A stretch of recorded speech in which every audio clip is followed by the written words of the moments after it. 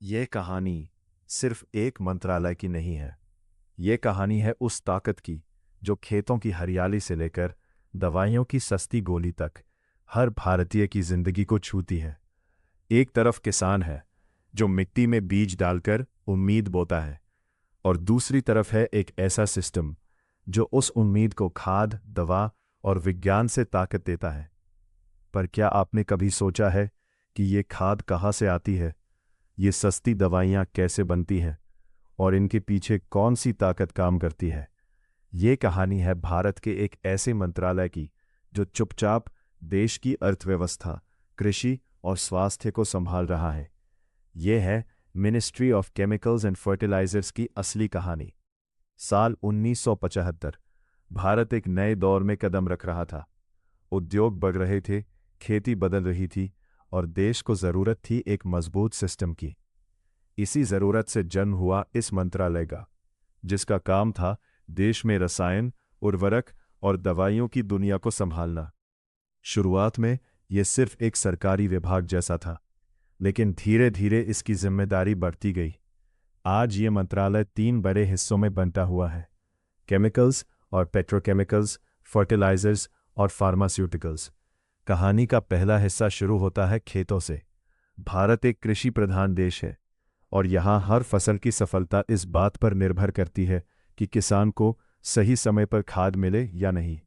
यहीं आता है डिपार्टमेंट ऑफ फर्टिलाइजर्स।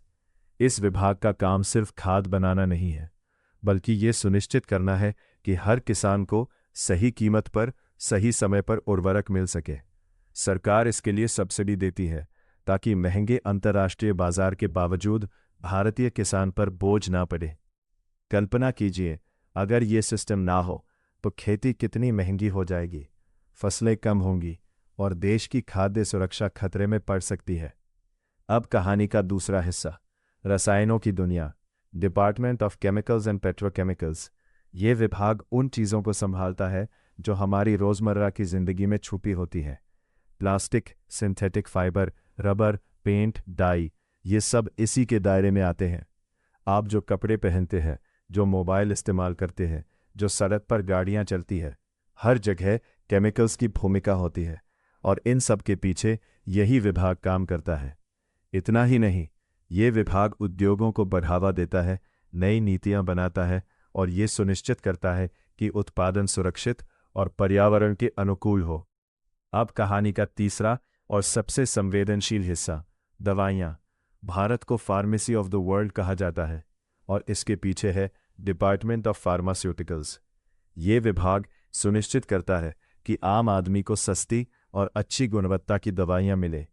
इसी के तहत शुरू हुई एक खास योजना, जन औषधि योजना।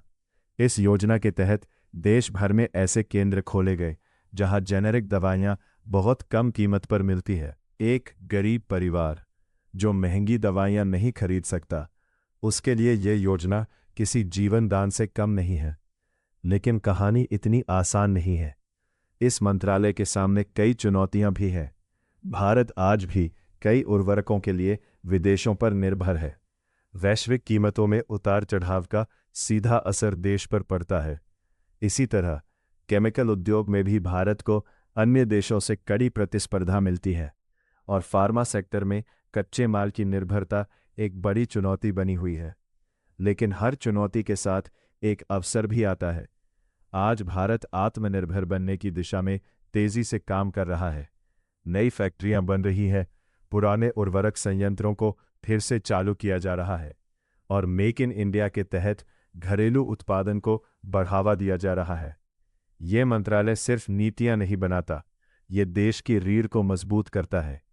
एक तरफ ये किसान को सहारा देता है, दूसरी तरफ उद्योगों को गति देता है, और तीसरी तरफ आम आदमी को सस्ती दवाइयाँ उपलब्ध कराता है। ये एक ऐसा अदृश्य तंत्र है जो बिना शोर किए हर दिन करोड़ों लोगों की जिंदगी को बेहतर बना रहा है।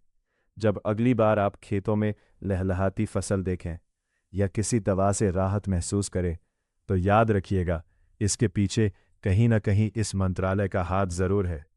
ये कहानी है उस शक्ति की जो दिखती नहीं लेकिन हर जगह मौजूद है। ये कहानी है भारत के विकास की, और उस सिस्टम की जो इस विकास को चुपचाप आगे बढ़ा रहा है।